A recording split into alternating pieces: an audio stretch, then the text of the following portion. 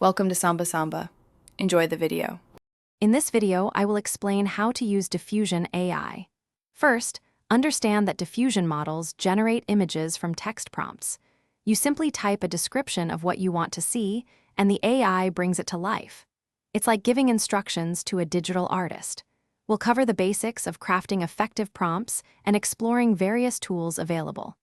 Get ready to unleash your creativity with this powerful technology.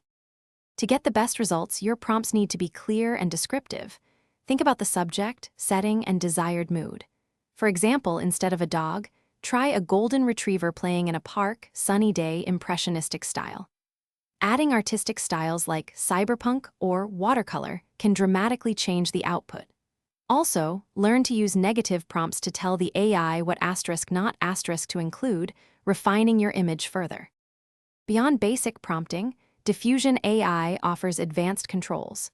You can adjust parameters such as image resolution, often starting with 512 by 512 pixels, and aspect ratio to fit your needs.